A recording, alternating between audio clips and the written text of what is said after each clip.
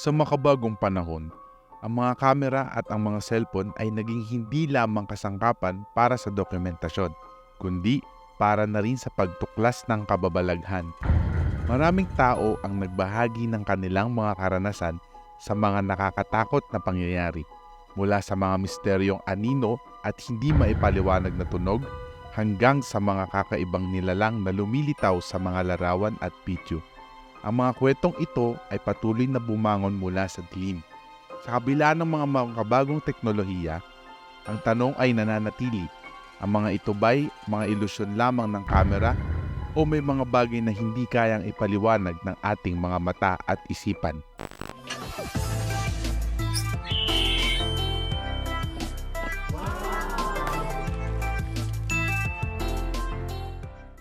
Itim na elemento. Una sa listahan ay ang tila daw itim na elemento na nagpakita sa kamera habang nagbibideo ang mga babaeng magkakaibigan. May napansin siyang sumulpot sa tabi ng isa pa naming kaibigan.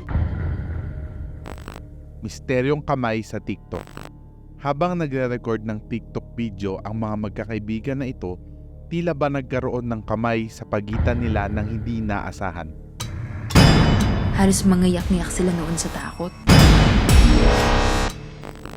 Multo na nakiselfie sa video. Mahilig ka rin ba mag-selfie? Hinay-hinay lamang at baka may hindi mo inaasahang mag-photobomb sa iyong kamera. Meron palang nasa likuran ko. Kahit nung mga oras na yon, ako lang yung tao. Mga kaluluwang nangangambala. Marami daw iba't ibang kaluluwa na gumagala dito sa paaralan na ito at marami na ring beses na ito'y nahagip ng kamera. Ilusyon lamang ba ito o kababalaghan? Nanginig ako, tumaas ang aking mga balahibo, nawindang ako sa nakita ko. Multo sa kusina. May mga iba't ibang mga pangyayari na nagaganap sa mga nakukuhang footages ng CCTV camera. Isa na rito ang tila ba ay batang umiikot-ikot sa kusina na halos hindi maaninag ng maayos ang itsura ng mukha. Pwede mo ikumpara yung anak ko, makikita mo dun, talagang may figure siya, di ba? Tao na gumagalaw. White Lady. Naranasan mo na bang magmotor ng 10 oras ng gabi? At habang nagmamaneho ay may naaninag ka na tila ba parang babae na nakatayo at nakaputing damit? Kagaya na lamang ng lalaking ito na ikinagulat ang kanyang kakilakilabot na karanasan. This video was taken last 2016. Panoorin nyo, isang white lady ang nagpakita sa isang motorista.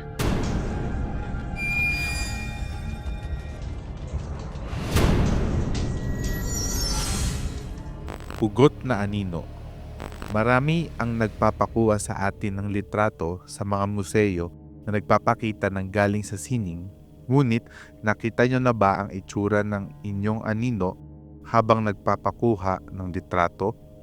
Baka ito'y nawawalan din ng ulo tulad ng babaeng ito. When suddenly, I noticed na dalawa yung shadow ko at walang ulo.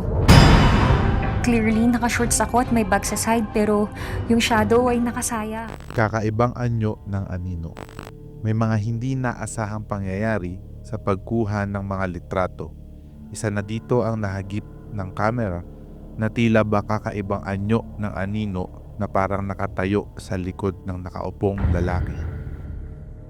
Nagulat na lang ako kasi parang may lumitaw na parang image ng isang na shadow ng parang babaeng nakapusot, hindi maintindihan. After the picture, parang I felt something medyo parang ang weird naman itong place na to. Papapicture pa kami ni Richard. Lola na nagpakita sa kanyang apo. Marami sa atin ang nakaranas na ng pagyumao ng mga mahal natin sa buhay. Marami ding pagkakataon na hinahanap natin ang kanilang presensya. Subali sa pagkakataon na ito, habang ginagamit ng bata ang nasabing cellphone ng kanyang nanay, ay may nahagip na matandang babae na kamukha ng kanyang yumaong lola.